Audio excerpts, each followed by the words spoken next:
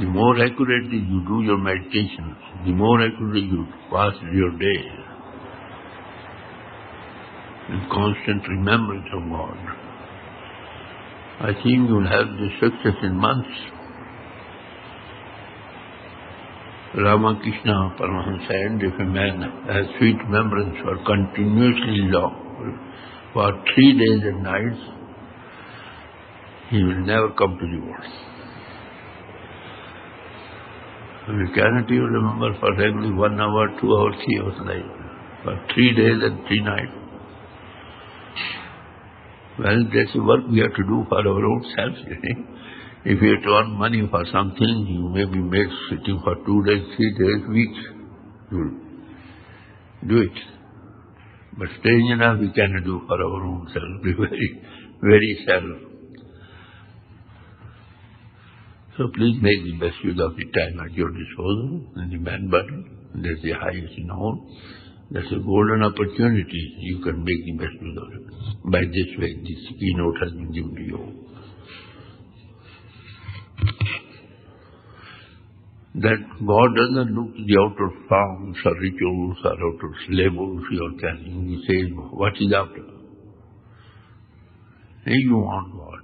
God must meet you. No reason why he should not. He is also waiting for each one of us.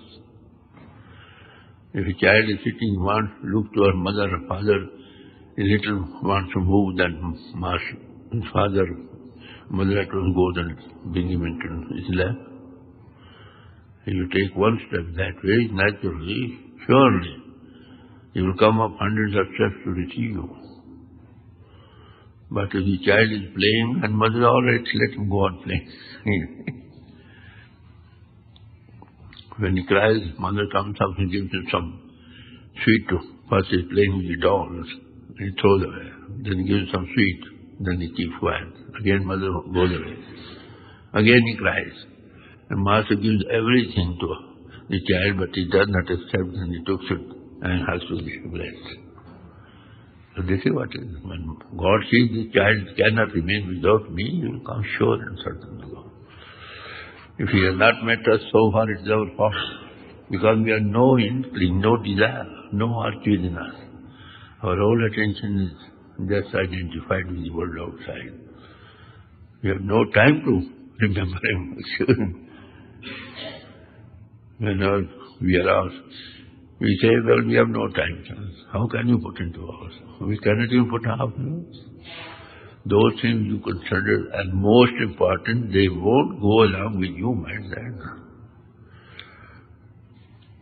The body, which is the first companion with you to come into the world, if that does not go along with you, how can dream other things which are connected with the mind body will come along with you? Consider for a while calmly. No problem is there, very direct talk it is.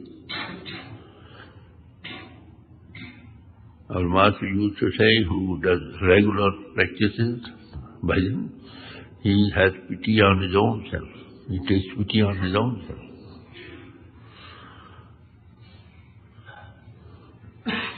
Mind that this is your own personal work, this is meditation.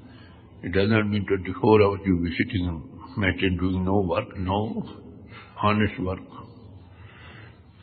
It requires stand on your own legs, support them who are dependent on you, by God given you, and also share with others. But the only thing required is keep your attention occupied. In sweet remembrance of God when it is vacant, when you're trained, even when you're doing your brain work, even then that sweet remembrance will go on. So please, each minute of our life is very valuable. Kabir says it's worth three planes, one breath. How, what you say, unknowingly a childish way we fritter away no time for it.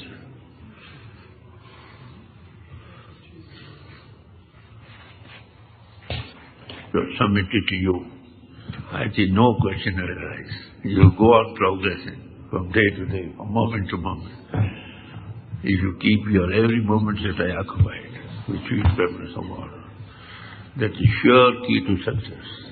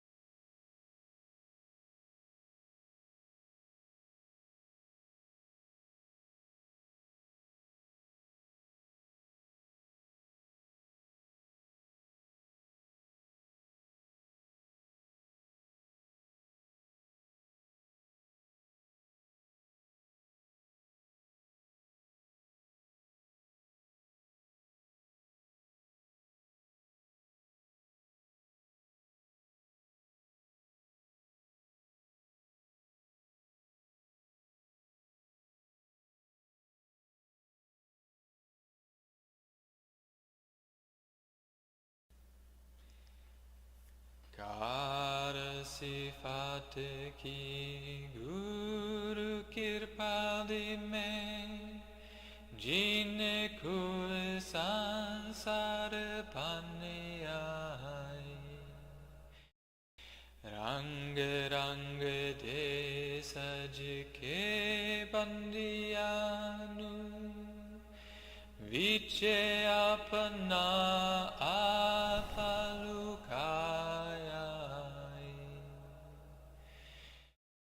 Kada sifat ki Guru Kirpal di me Jin kul sansar banne ai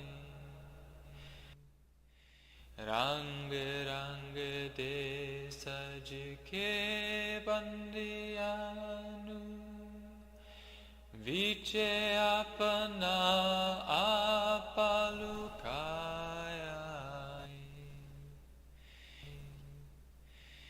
Ape panna pahade di jade buti Ape data nufunka dikiai Ape panna pahade di jade buti Ape data nufunka dikiai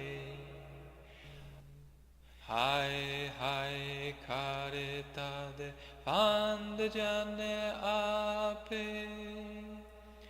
Rava rakalai tuk satyai Kar sifat ki Guru Kirpal di me Jin kul sansar banne ai Rang rang de saj ke bandiyanu Viche apana apalukaya Kar sifat ki Guru Kirpal di me Jin kul sansar banne ai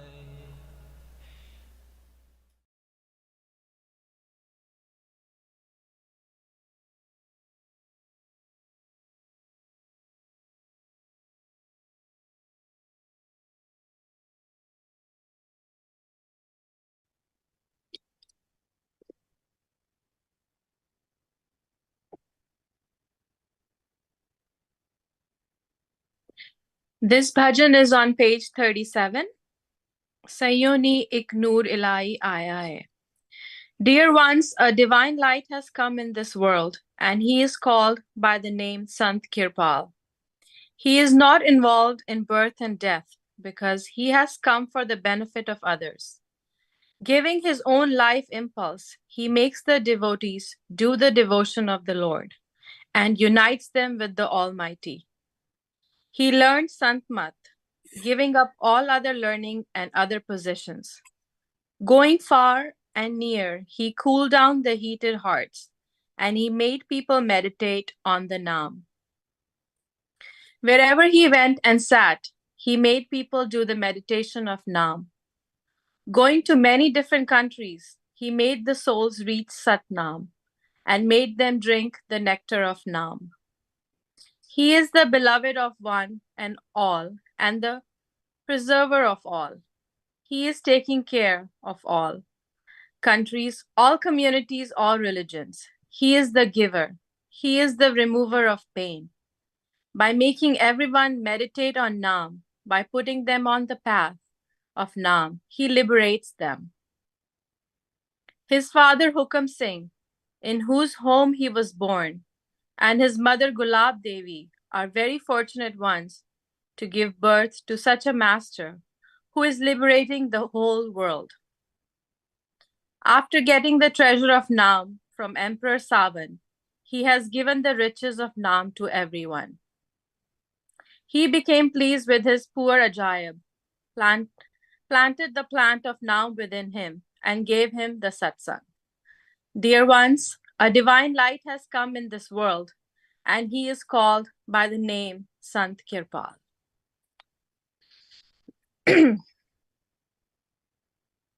Sayyonic Noor Ilahi Aya Namuda Kirpal Sant Kahaya Sayyonic Noor Ilahi Aya नामुदा कृपा संत कहाया जन्म मरण दो में नाही जन पर उपकारी आए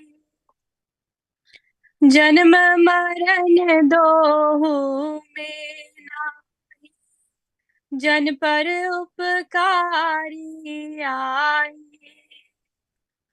जिया दान ते पगती लाए हर सोलैन मिलाए बानी फरमाया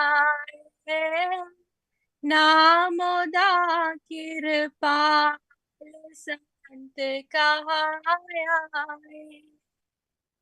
सयोनिक नूर इलाही आया नामुदा कृपाल संत कहाया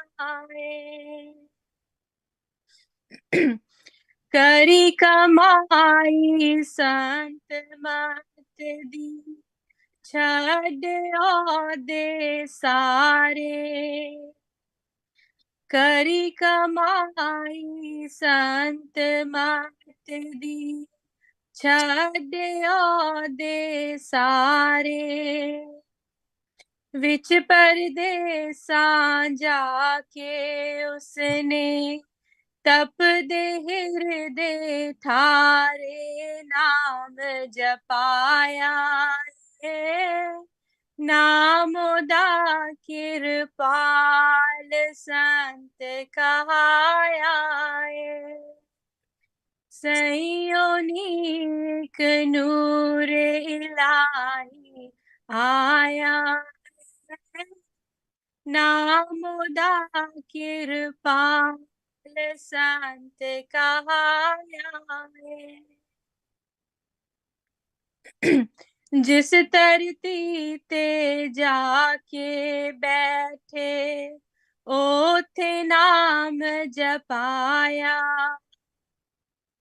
जिस धरती ते जाके बैठे ओथे नाम जपाया देश देशांतर फिर के ते सत नाम दा चक्कर लाया अमृत प्याया नामोदा कृपाल संत कहाया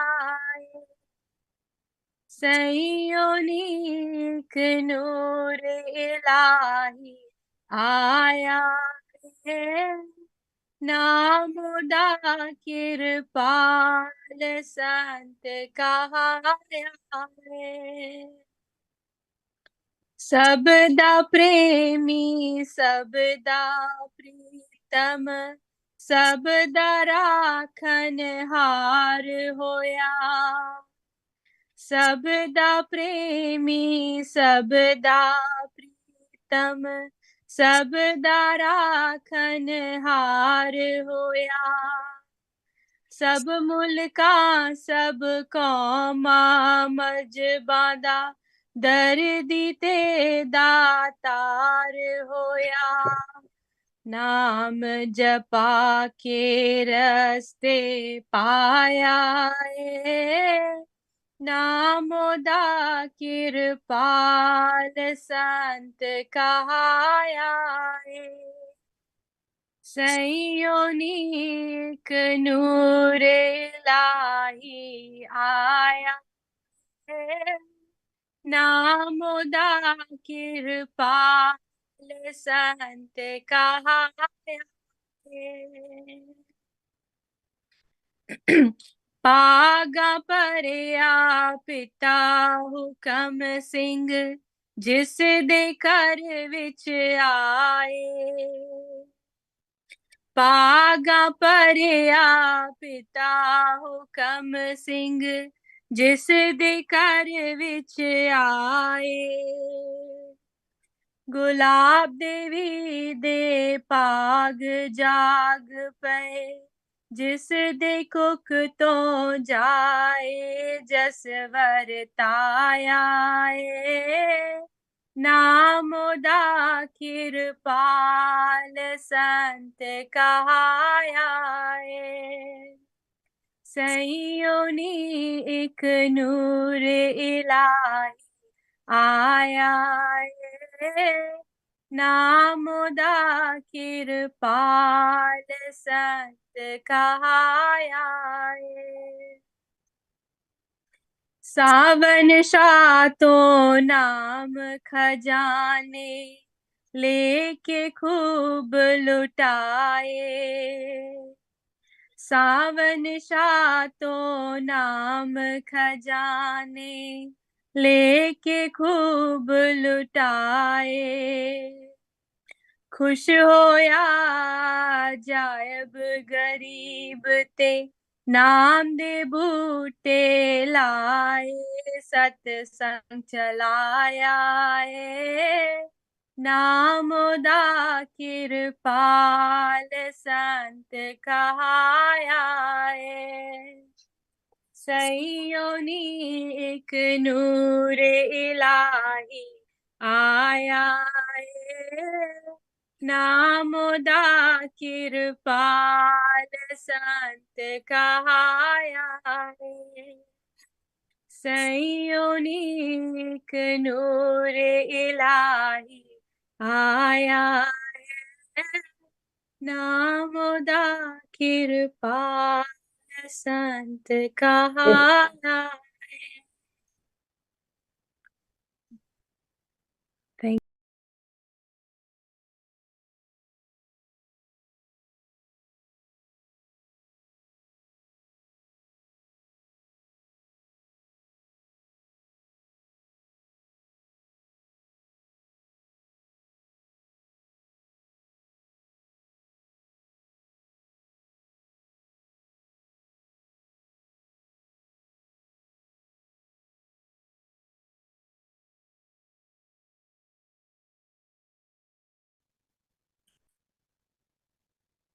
Well, welcome to the San Francisco meditation retreat in honor of Master Kirpal Singh. Master came to San Francisco on 3 different occasions, and there's always been a very strong Sangha in the area, although these days the numbers aren't as big as they used to be, but still the practice of having a yearly bandara on Master's birthday in San Francisco has continued on and is very much a part of the Sant Mat tradition in the Bay Area. And for the last 3 years, this has been a virtual retreat. And we have learned a lot in those 3 years, and it's somewhat amazing how this was forced upon us because of the COVID virus and not being able to meet in person. But now we are able to send out the satsangs to places to have it reach places that it never could have reached before. And we never would have done this if it were not for the problems of not being able to meet in person. And so we've learned a lot in these 3 years, and there's been many refinements. One is that we have the program is being broadcast in Spanish on a separate channel, and there's a tremendous number of Spanish-speaking satsangis that have signed up. It also has allowed us to include presentations, videos, and bhajans from different individuals. Tomorrow morning, for example, the satsang will be conducted from Sant Ashram. We have been coordinating with them, and they do the Saturday morning satsangs. And the coordination, in essence, it has created a team of people that have been working together, and the spirit of putting this together has been very much like preparing for a tour for the master to come. And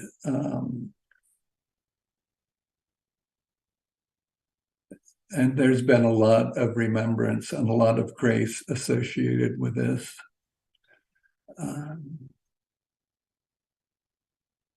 So I have a couple brief readings.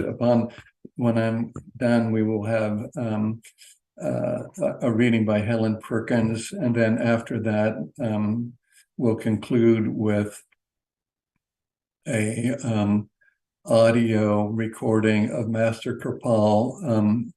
It's chapter 20 of Morning Talks, and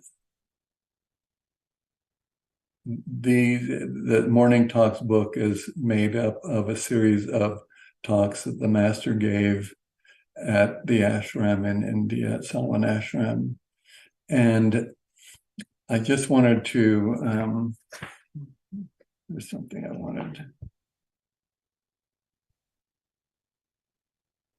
wanted to read in regard to that.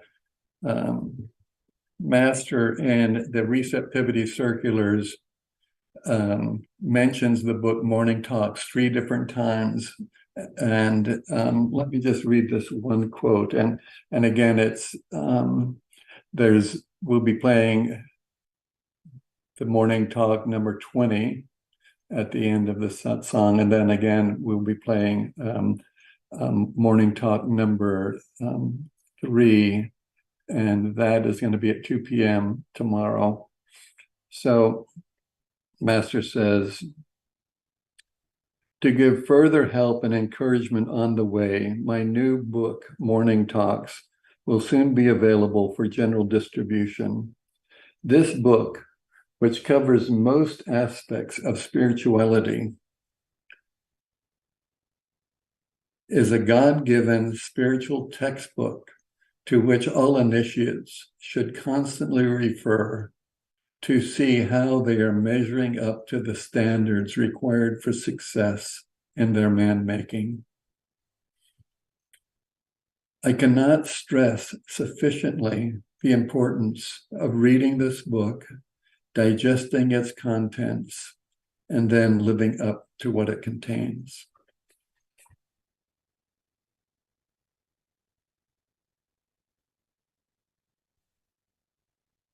So,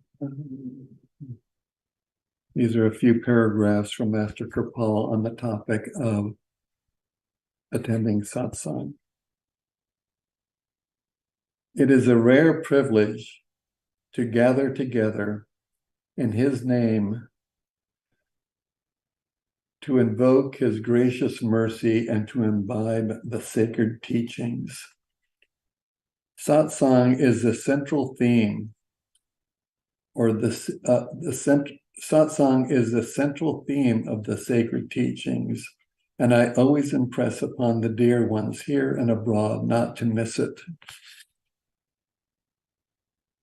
as it is during these precious moments when you are near the fountainhead of bliss and immortality that you can grasp the true import of the teachings and assimilate the rare virtues of godliness by sitting in the charged atmosphere which is filled with his loving life impulses.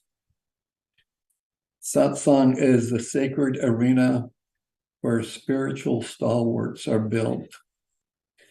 It is the pool of nectar which grants blissful God intoxication, and all differences of caste, creed, or country sink down to their lowest ebb. So your purpose in coming to satsang is to imbibe the love of God, to sit in his sweet remembrance, to unite with him.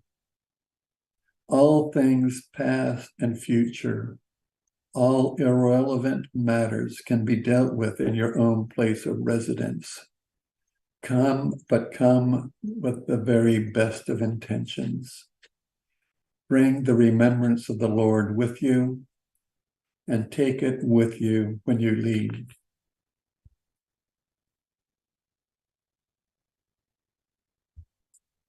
There's one other reading, and this is from this book.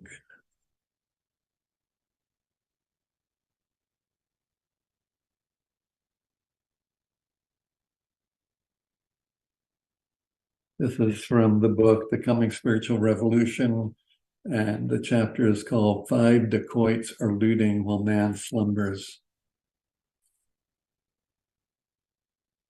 And this excerpt summarizes the nature of the problem that we as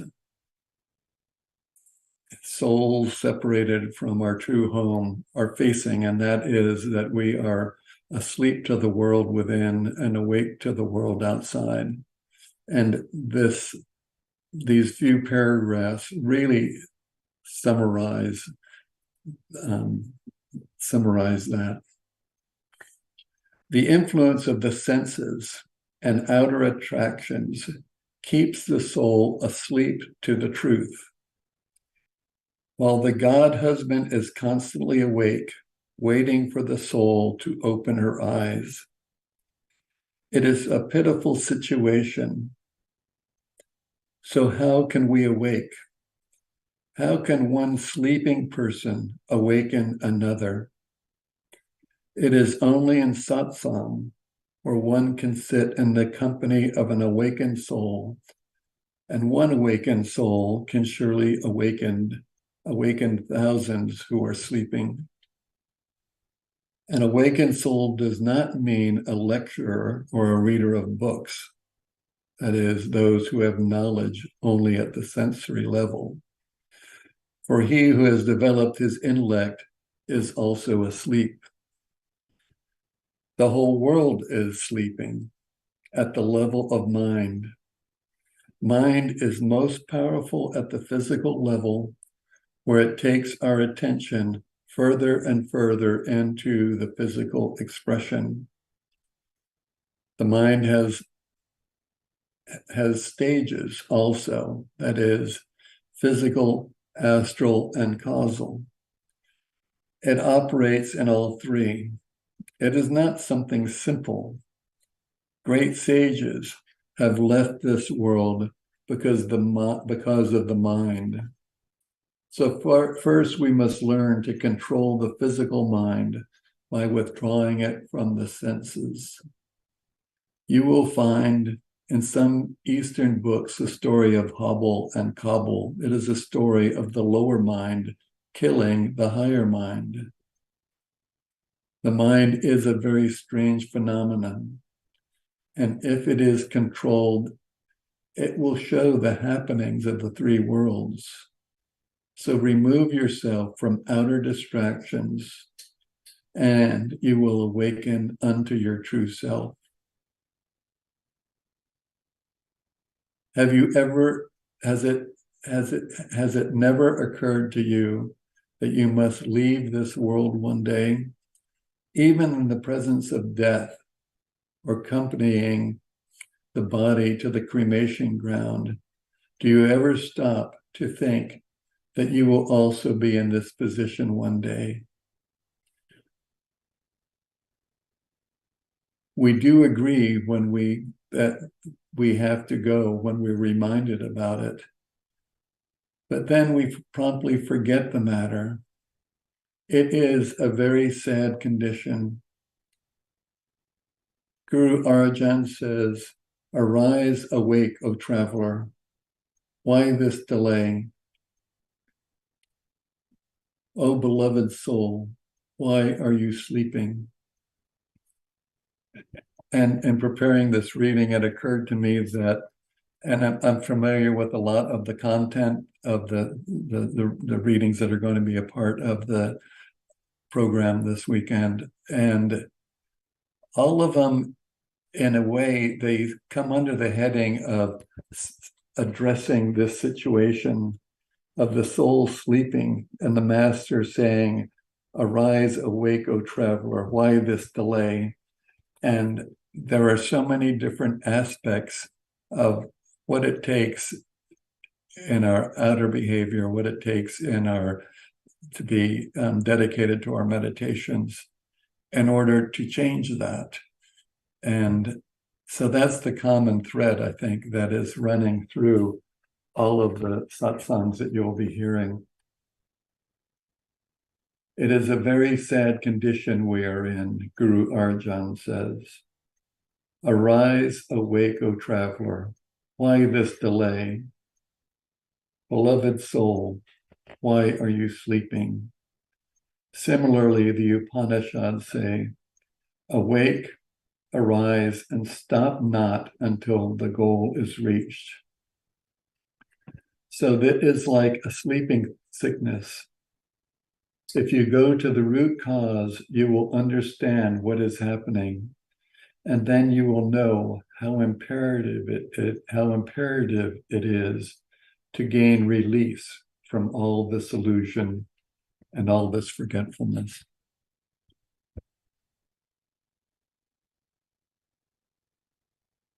I think that we're ready now to hear Helen Perkins has a reading for the second half of the satsang. So I think we will now transition and play her. That's pre-recorded. Play that.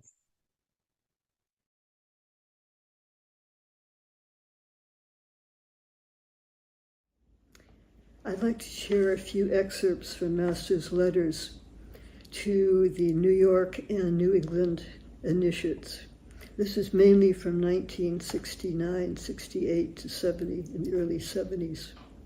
And it's from an unpublished book that was sent out to the initiates. The first one is on self-pity and self-condemnation. Self-pity and excessive condemnation is equally bad, as it leaves this ugly effect of remorse and unwanted gloom, which feeds the mind, harming the mental composure and equipoise, which is essentially a basic prerequisite for successful meditations. Please learn to be independent, cheerfully attending to your mundane duties in a severe and detached manner. Regular devotional meditations fill the gap, and the emotions are subdued for a nobler and pious cause. Life need not be frittered away in unnecessary wranglings or baser sense pleasures, but instead should be best utilized for a higher purpose of liberation of soul from the mire of mind and matter. Please shake off all morbid feelings and feel happy for doing your part with sincere and loving humility. It is a human paradox that the more one runs after one's cherished desires, the more intricate and complex these become, bringing in nervous confusion. So why should you ever care for others where you have much to accomplish for your own betterment? It's unfortunate, and this is to another initiate, it's unfortunate that you have allowed this inferiority of personality to creep into your behavior. It seems to be your own creation, and you can mend it by careful living. The initiate should avoid uncongenial surroundings, but it should not mean a boycott from amiable social contacts. You should give out the 5 charged names anytime you feel in adverse circumstances, needless when such like nervousness seizes you. You will improve with His grace. You should try to forget all about your mind and I-ness. It's simply you're harping on it and feeding its ego by constantly thinking about it, which disturbs you. You must know that regular meditations replace the vicious qualities of the mind with virtuous ones and gradually culminate in rising above vice and virtue both. Go placidly amid the noise and haste, and remember what serene peace and harmony awaits you within during meditations. Beyond a wholesome discipline, please be gentle with yourself. Such an attempt shall bless you with profound joy and bliss. Nurture strength of spirit to shield you in all spheres of life. Never feel disturbed with imaginings. The Master never censors the faults and failings of his disciples. He only advises that they do not repeat them. You should therefore be careful in the future in regard to your diet, as each lapse in this regard will retard your spiritual progress.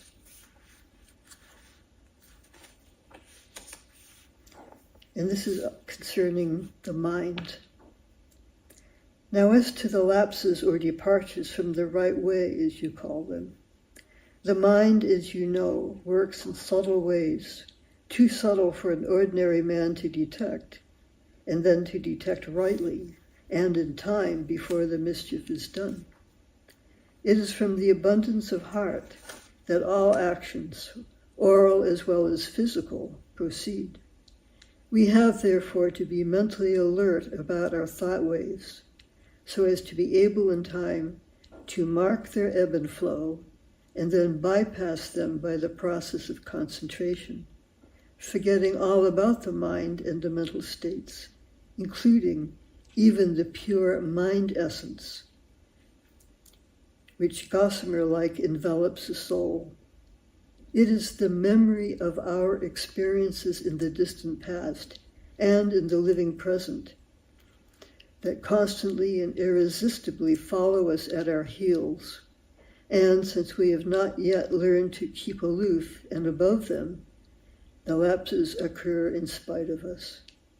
The enumeration process is just the first step to be cognizant of our desires. That's referring to the diary at the end of the day, remembering what we thought, did, and said during that time. It's the enumeration process is just the first step to be cognizant of our doings, which we are likely to overlook in our self-righteous assertiveness. Thoughts are to be watched, which precede actions. It is a slow yet steady process of gradual improvement for which an all-out effort is necessary. A well-disciplined and spiritually regulated life is very much essential. You are not to look up to humans or even satsangis for emulating their qualities. No one is perfect under the sky, yet perfection is our goal. The more you are advanced, more of reverential humility will dawn in you, and in due course, you will find yourself as a humble tool in the divine hands of the gracious Master Power. It is the climax and zenith of spiritual attainment. I would advise you not to dwell too much on ratiocination, for it tends to scatter the mind. This thinking self continues to be with us for quite a long time, its range extending from the physical to causal states. And until all these states, which constitute the mind zone, are successfully crossed, it does not drop off. Until this point is gained, neither the thought of self will go, nor your actions will be purely selfless. It's the ego in us that is, assuming to itself the credit for all actions, and hence it is the cause of bondage. Be egoless, and you will become free from the binding effect of karmas. And then further on, appreciable inner progress cannot be made until you learn to lead a well-regulated and disciplined life. A regular schedule of devoted meditations, morning and evening, coupled with weeding out all lower desires and sensual impulses, will bless you with inner strength and fortitude to carry out your daily obligations, and also ensure inner spiritual progress.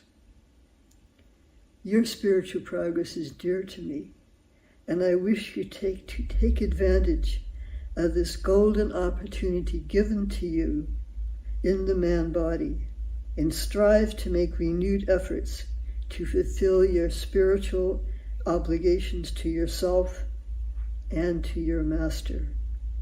My blessings are always with you.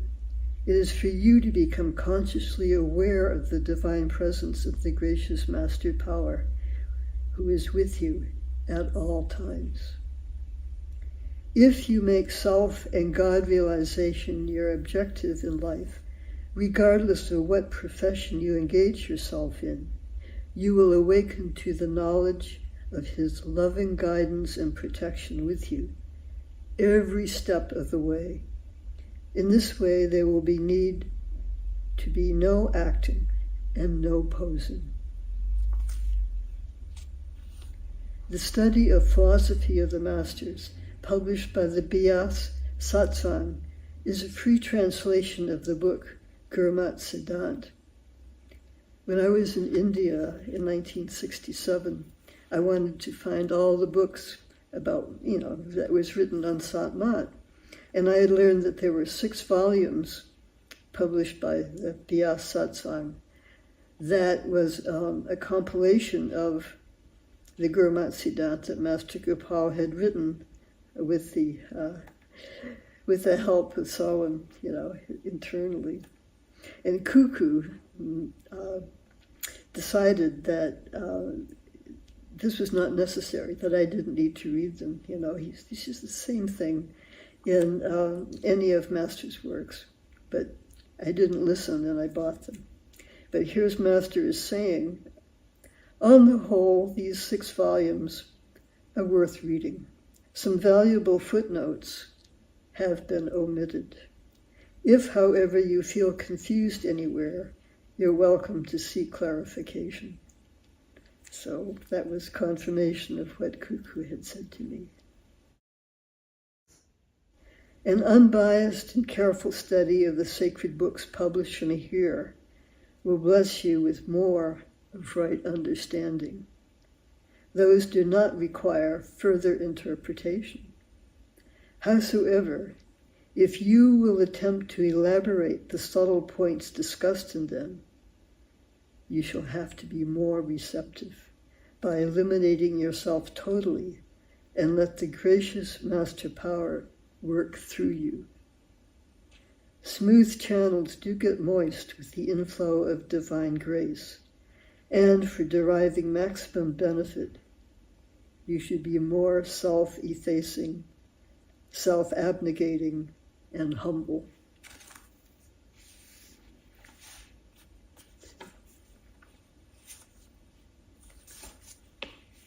I had mentioned some time ago about a letter that a dear Sevadar at Sant Bani, Gerald, had received.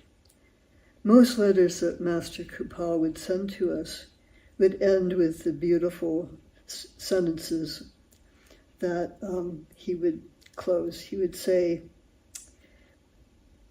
"Please be regularly and lovingly devoted to your holy meditations with deep faith and sacred earnestness. Master Power working overhead will be extending all feasible help, grace, and protection." Well, one time, Carol received a letter from Master Kirpal, and instead of that, he wrote to Gerald, "With kind thoughts, I wish you to engage with all your mind and soul in the service of the Holy Word, and the Holy Word will take care of you." Well, he puzzled over this, and he shared the letter with us, and we wondered, what exactly this meant. So Gerald wrote Master, and Master replied, "Service of the Holy Word simply means that you commune with, or tune yourself to, the holy sound current, which is the life impulse enlivening everything in the vast creation, visible or invisible. It is the life of our life, the very first principle of Godhood, for God in action as it is, has to be contacted, absorbed in, and co-mingled with. A dip into it is a dip into the ocean of all consciousness and purifies the soul of myriads of karmic impressions lodged in the mind throughout the countless ages. This then is the service to the Holy Word, or the Holy Ghost, which manifests as the divine light and divine sound. Mind," and he continues to Gerald, "mind has a vast sphere of activity. It resents inner silence and absorption, with the result that instead of quietness, more of confusion intrudes. You are requested to avoid all thoughts whatsoever all along your daily chores, and try to keep your mind enchained, either with the Simran of the charged names, loving remembrance of the Master, or listening to the holy sound current as coming from the right side. This is the sublime solution for all the troubles caused by the mind. You will find that such a sacred schedule will have salutary effect on your regular holy meditations, which will become more fruitful and will grace you with more harmony." And this was to the letter writer who first mentioned the inferiority complex that she had. I was with her when she received this letter, expressing again the same feelings that she had written to Master, expressing the same feelings. And Master said, "The love of the Master for the initiate is impersonal, carrying a deep spiritual significance. It's a sacred spark of sanctitude lit in the soul by the gracious Master at the time of initiation. It fructifies rapidly in a heart full of loving obedience and reverential humility. I always had love for you, and you are still dear to me, and I wish you progress spiritually. Be rest assured."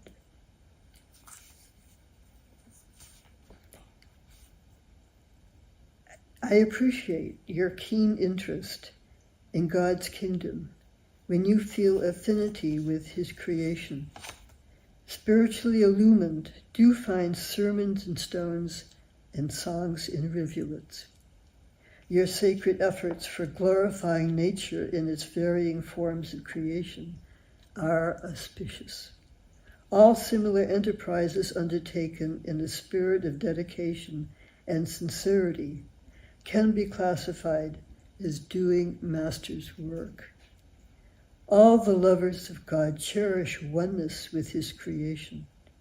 It is the innate love of God present in spirit which invokes feelings of brotherhood of man and fatherhood of God. Man, animals, birds, and all others are our brothers. It is in your deep compassion for the lower forms of creation when you relish to contribute to the preservation. These are kindly sentiments which evolve in pure, humble, and noble hearts.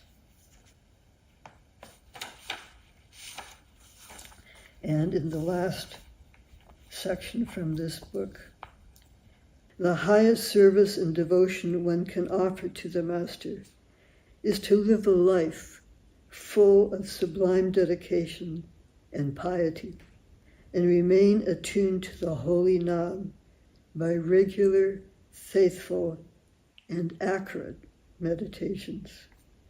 Love is the panacea for all ills of life, physical, moral, and intellectual. The divine love for the Master surpasses all disciplines, all austerities that are undertaken at the intellectual level. It is a rare subject concerning more with the heart than with the head.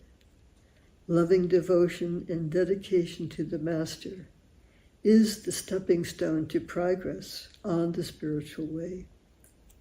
When you step over the intellect by complete mergence of your will with his divine will, you then will taste the real elixir of life. And I also want to share one section of a letter that Reno Serene sent out after Master Kirpal had left the body. A few months later, Master's representative on the West Coast, Reno Serene, sent out 2 booklets of letters for our consolation. And those letters consisted of specific letters that Master had written Reno, as well as some letters that Master had sent to Reno to let him know what some of the problems satsangis were having and for him to help them in their guidance. And this is one of those letters that, to me, epitomizes some of the problems that satsangis have with the minutiae, you might say, of things like what foods we should eat, what should she abstain from, like coffee, tea, sugar, this and that. And Master wrote back to him a couple of paragraphs that I think encapsulate the question in probably the most simple way possible, clear way that really, really helped some of us to understand the importance of what Master was trying to help us understand. So this is what he says to the man that wrote. Now concerning your inquiries relating to the use of refined crystallized sugar by the satsangis, Mr. Fred Paul has really done a fine job by the intensive study he has made on the subject. His findings are well calculated and firmly balanced. Sugar in whatever form, whether it's white, black, brown, or clean raw, is injurious to health, and the white is the more hazardous. It is an inorganic substance and foodless food. It's devitaminized and devitalized, and if one could avoid it, the better it would be. But to taboo the use of sugar by the satsangis on an ethico-spiritual grounds will be going too far and making things too difficult, as you say. In the common run of life, there are many things which one cannot do without. A certain percentage of alcohol, for example, is always a base in the preparations of most of the medicines. And even homeopathic remedies have to be prepared with the help of the mother tincture. Can we, in this age, do away with the uses of the same, or, in like way, do away with injections or transfusions of blood, or implanting of eyes and heart, which are so very necessary in the interest of health? Such things stretched to unreasonable lengths would make life a burden and Sant Mat unworkable. Instead of getting lost in the details of life, our emphasis must be on the practice of the holy word and tapping within. As a rule, we should consider all these things on the basis of which is the least sin, and become a conscious co-worker of the divine plan, losing all sense of ego or doership. We must learn to take hold of the trunk, and the branches and leaves will take care of themselves.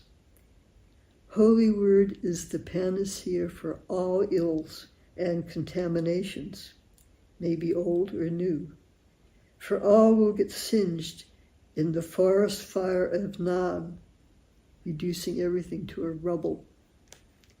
But mind, it does not give you license to do as we may. We have to be content by taking the line of least resistance and strive for a goal with all our heart, with all our mind, and with all our strength. To wit, to catch the sound current and to rise up to our eternal home. When you become the conscious co-worker of the divine plan, you see that he is the doer and not you. And as such, all sins are washed away. This is our master. And in closing, I'd like to just share the few lines from the end of stanza 5 of the Japji, which beautifully sums up who the master is. The master is the song eternal, the word personified. He is the Vedas, the scriptures. He is saturated with the divine. He is Shiva, he is Vishnu, and he is Brahma, and their consorts, Parvati, Lakshmi, and Sarasvati also. The greatness of the master, even if known, cannot be described with mortal eloquence. My master has taught me one thing. He is the Lord of everything. Him I may never forget. Thank you.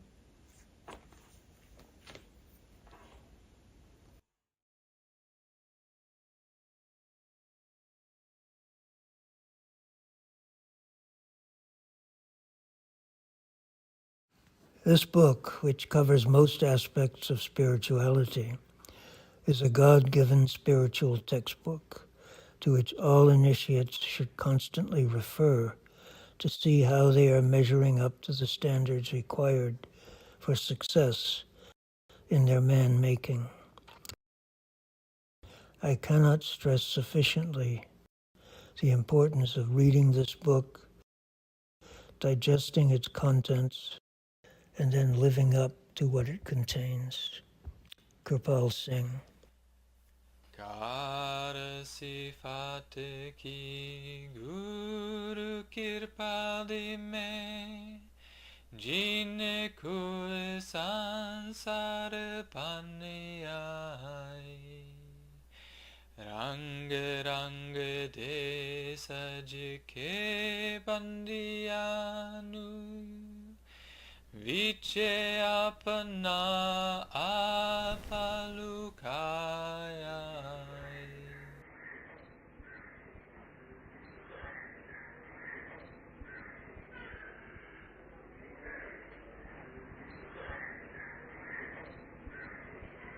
I was talking just about devotion, you see, how that devotion is developed. What is meant by devotion?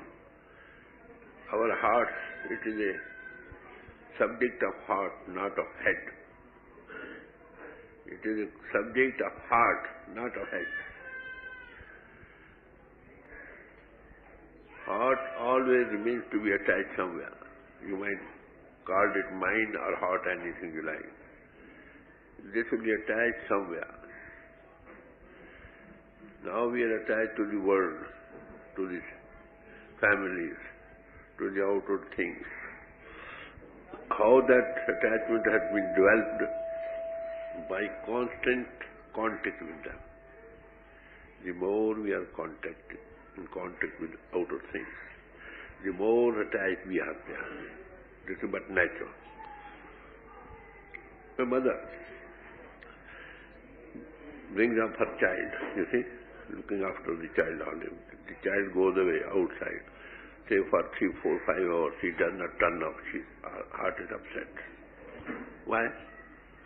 That heart has been attached to the child because she was all along seeing, coming in contact with the child. Now the hearts are attached to the physical body, to the outward attachments. Naturally, Surdas says, well, my feet go ahead and my heart goes back to it. It is attached. So, bhakti is a subject of heart, not of head, first of all. We have to develop now attachment with God. Now we are attached with the world. All these outer things are ephemeral, changing panorama. The heart which is attached to the outer panorama, how can that sometimes always vicissitude, changing? This is one thing. So naturally, which is not unchangeable permanence, how can that be attached to that? So first we have to develop attachment. We have to just change from the outside with the God within you. So first and foremost thing, ABC starts by coming in contact constantly, more often, with whom you want to develop your attachment. For that purpose, the first step of any religion is there. Go to the church, say prayers, morning, evening, at night. Similarly, in all religions, you see, Sikhs go to temples, Hindus go to the Hindu temples, Mohammedans go to the mosques. For 3 times they go, 5 times, you see. So this is the ABC start from here. So that we must find out some time just directing our heart to that way. So the more is it, more often we are attached there, the natural attachment will develop that side. However, this is the first step. Sometimes we leave off all outer regularities. So for that very purpose, this diary has been introduced. For the sake of the one whom you are devoted fully. You see, what is attached there. For his sake, you love all others who are attached to him, who are created by him, you might say. In that way, there is no binding on you, because you have got the ruling passion for one. For his sake, you love everybody, his children, his others. You follow now how this devotion is dwelt. How to take it out from one place and attach to the other. So first is the most constant attachment, coming in contact with the thing, with the person, or with God. That way the attachment will develop. When it is developed, then you become helpless, you see. Because your heart is attached. You might be going this way and the heart is attached somewhere else. You will always be dragged there, you see. So this is the first start of devotion or bhakti. Diary is proposed, how much time you put in, how many places your heart is attached to outer things, in one form or the other. That requires purity of heart. Purity of heart, what does it mean? Wherein no other thought strikes other than whom you love. That's all. Purity means that. If it's all, when there's no other thought just in your heart, for anybody else, that's all vacant from the outward attachment, then God is there. You see? So devotion starts, you have to just detach your heart from the outer things to the God or God in man. How that is done? By constant coming in contact. First, ABC starts regularity of your devotion, of your practices, of your attending your churches or sacred places. For what for? Just to think of the Lord for a time, is it not? Or what else? You go to a holy place, to a temple, your heart is attached outside. What's the good of it?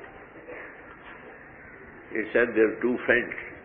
One, he was very fond of going for playing in the ground. The other said, I will go to the church. Though both of them were headstrong in their own way. The one who thought of the field, playing in the field, he went away there. And the one who went to the very much, he was not in his own way, he went to the church. But while both of them there, what were doing? The man playing in the ground was thinking, my friend is in the church, he must be saying prayers. You see? Though his physical body is there, but all the heart is there.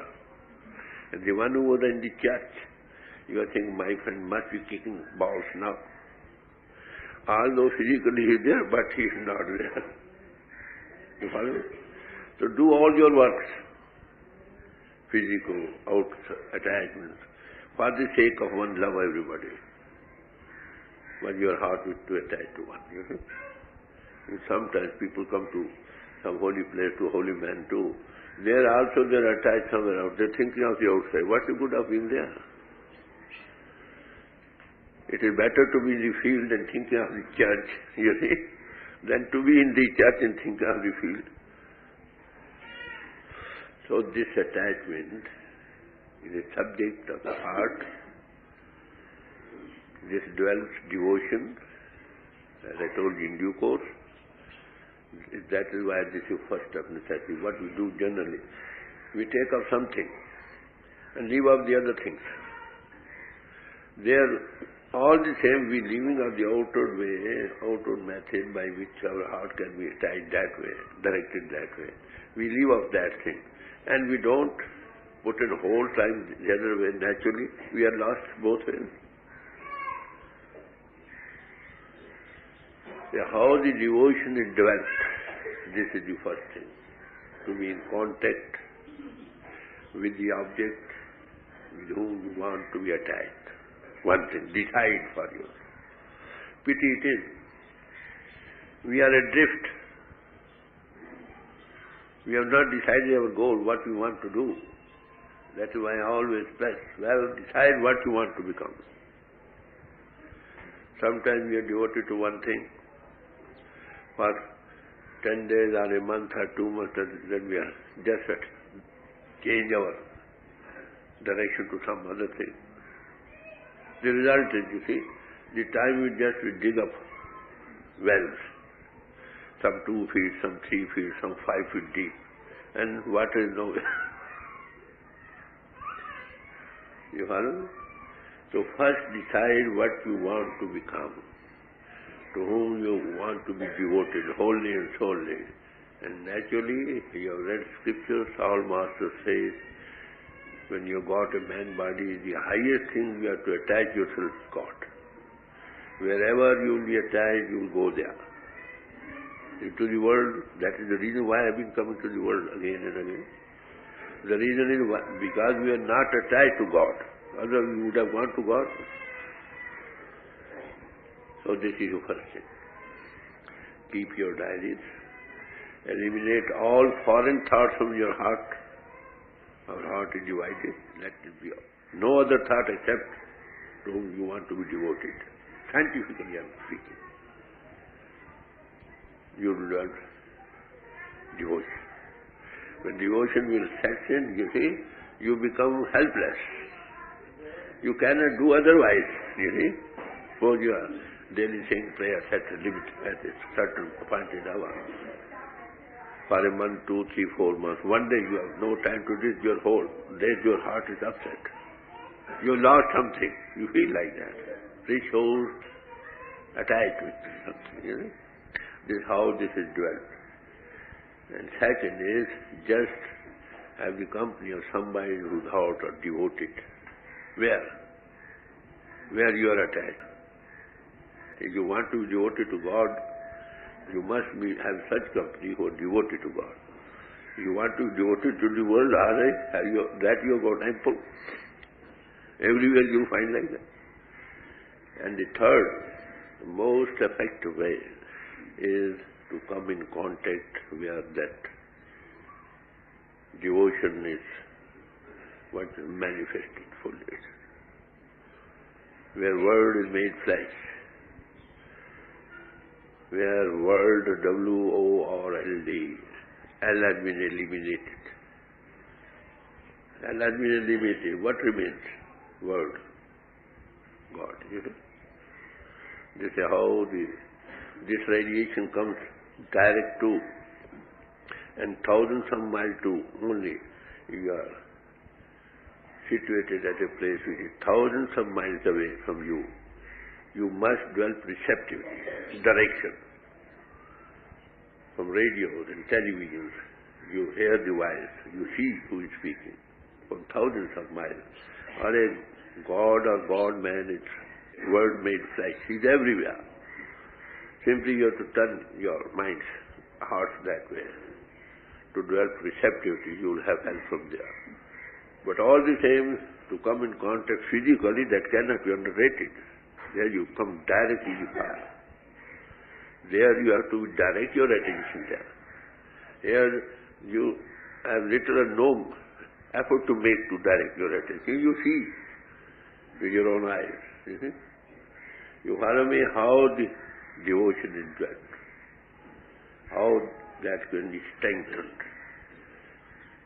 How you can transmute yourself in devotion. Teach us. So now we should judge where we stand.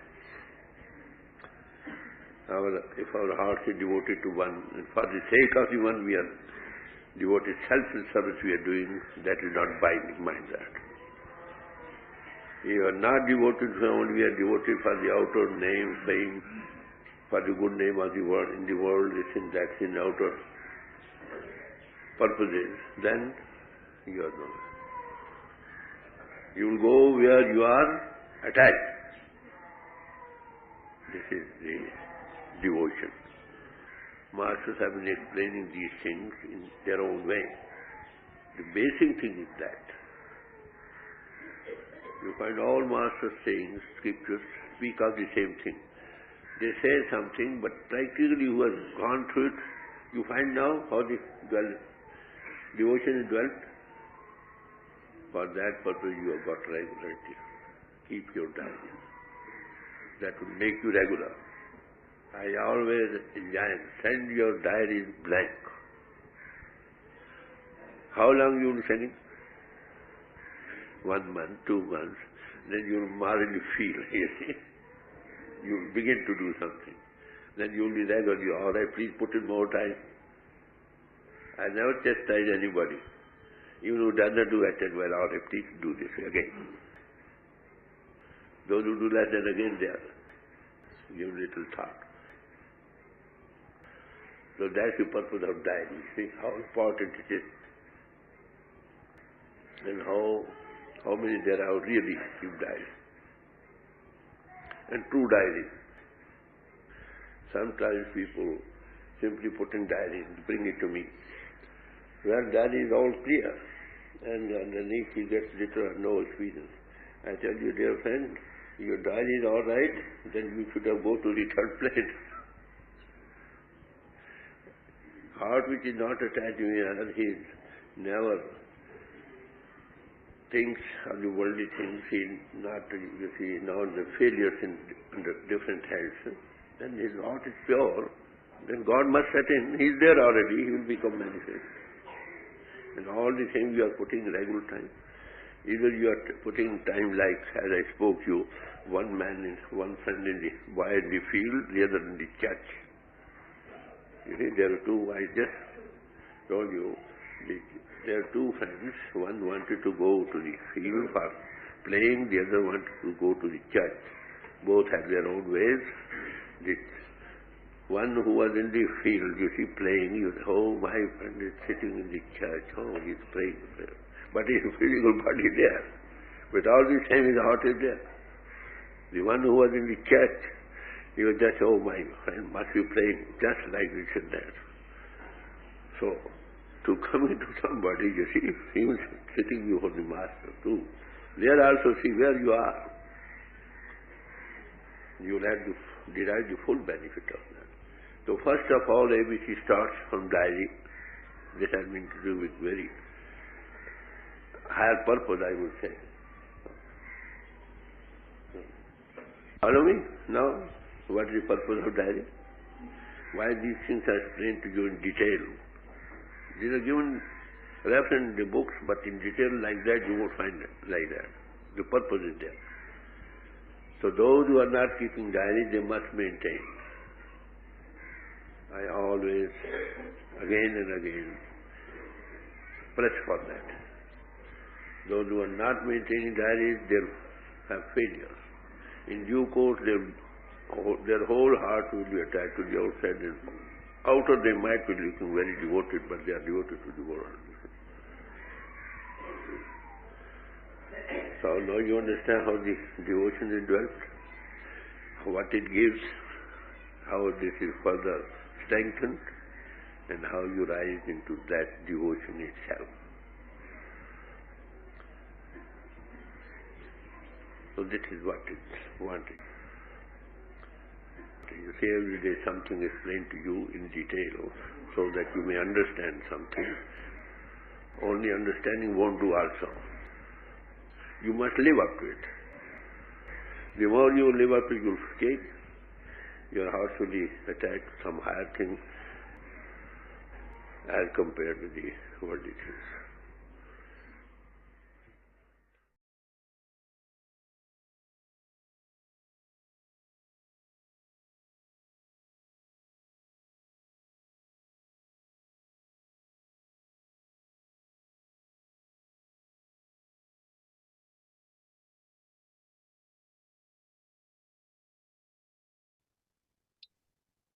Bhajan is on page 254.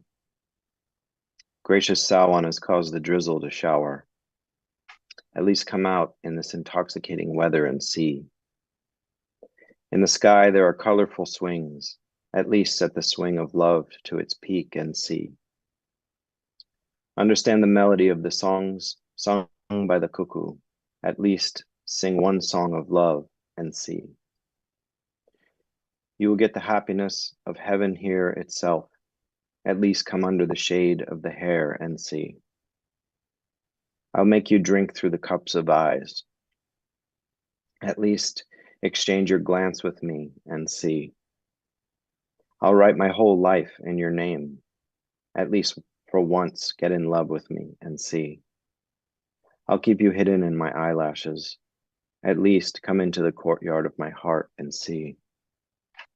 Today, the nectar is showering from the skies. At least create the yearning for once and see. Coming into the intoxication of the month of Sawan, at least shoot the arrows of your glance and see. A jibe has become yours for no cost. At least for once, you try me and see.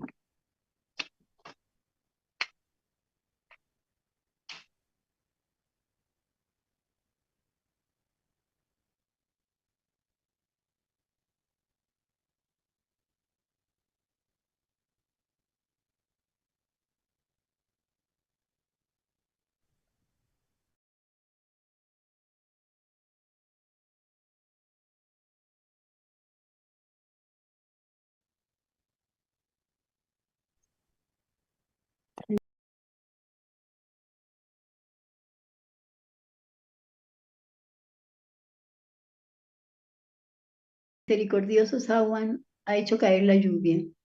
Al menos debías salir a sentir este clima embriagante y verás. En el firmamento hay columpios de colores. Al menos impulsa el columpio del amor hasta lo más alto y verás. Comprende la melodía que tienen las canciones del pájaro cucú. Al menos canta una canción de amor y verás. Obtendrás la dicha de los cielos aquí mismo. Al menos colócate bajo la sombra de mi cabellera y verás. Haré que bebas de las copas de mis ojos. Al menos cruza tu mirada conmigo y verás. Escribiré mi vida entera en tu nombre. Al menos por una sola vez, enamórate de mí y verás. Te guardaré escondido en mis pestañas. Al menos ven al patio de mi corazón y verás. Hoy el néctar está cayendo de los cielos. Al menos por una vez, crea la añoranza y verás. Cuando llegue la embriaguez del mes de Sawan, al menos dispara las flechas de tu mirada y verás. Ajaib, ahora te pertenece sin que te cueste nada. Al menos por una vez, pruébame y verás.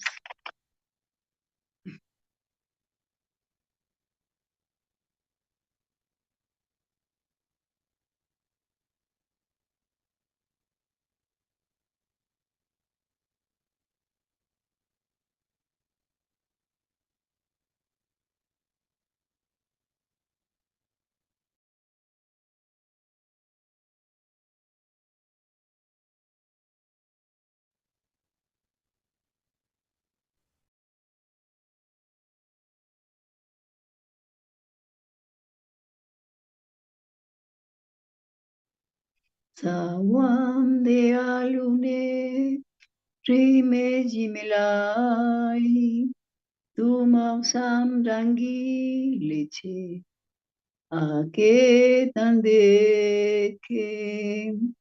Sawan de alune, rime jimelai, tu mausam rangi leche, ake tande ke. Ambaram te pingale, sate sate rangia. Ambaram te pingale, sate sate rangia.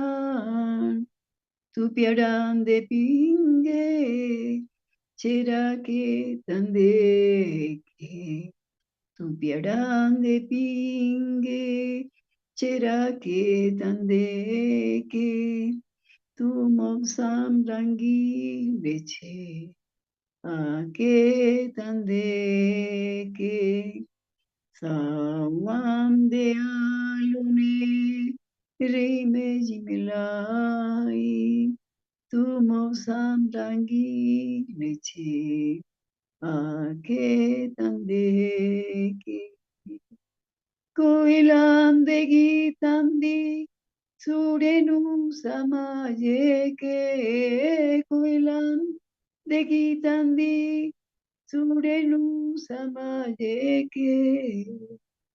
Tuike gite piaramda, ga ke tandeki. Tuike gite piaramda, ga ke tandeki. Tu mausam rangi leche, ake tande ke. Salam de alune, rime jimelai. Tu mausam rangi leche, ake tande ke. Ushi swabare gandhi, Mile jawete kushi swabare gandhi mile jawete tu yule fam di chankete ake tande tu yule fam di chankete ake tande ke tu mopsam rangi leche ake tande ke. Sawam de ayune, rime jimelai, tu mopsam आके तंदे के मैं बाड़े बाड़े ने न दे जामा पिला दूं मैं बाड़े बाड़े ने न दे जामा पिला दूं तुई के बाड़ी ना जड़ा मिला के तंदे तुई के बाड़ी ना जड़ा मिला के तंदे के तू मोक्षम रंगी लेछे आके तंदे के Awam dealune rime jimilai tumo samrangi leche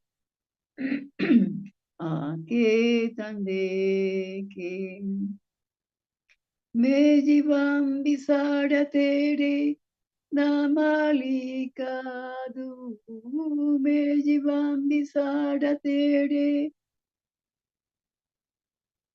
Namalikadu tui ke baadi mere naale la ke tande ke tui ke baadi mere naale la ke tande ke tu mosam rangi leche ake tande ke Salam dealune rime jimilai tumo samrangi leche ake tande ke me vade vade de nade jama piladu me vade vade de nade jama piladu तुई के बाड़ी ना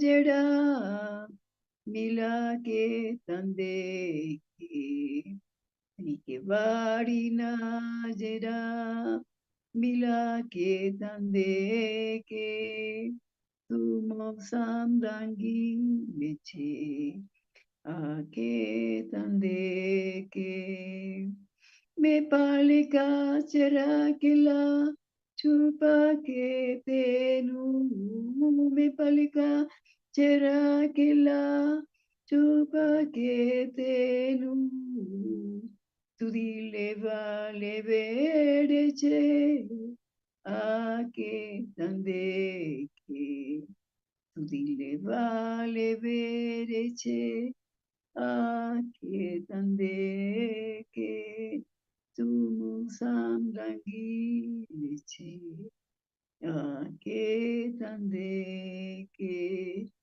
salam de alune rime jimilai tumo samrangi leche ake tande ke amarate jale aje Ambarancho varese amara te jale aje ambarancho varese tui ke badi rije lega ke tande ke tui ke badi rije lega ke tande ke tu mosam rangi leche ke tande sawan mahinevi masti che ake sawan mahinevi masti che ake tunayeram de tire chala ke tande tunayeram de tire chala ke tande ke tu mosam rangi leche ke tande ke savam de alune rime jimilai tu mosam rangi leche आके तंदे के दमा बिना अजाइबे हो गया तेरा दमा बिना अजाइबे हो गया तेरा तुई के बाड़ी मेनू अजमा के तंदे के तुई के बाड़ी मेनू अजमा के तंदे के तुमो samrangi viche ake tande ke samam de alune rime jimilai tumo samrangi viche ake tande ke.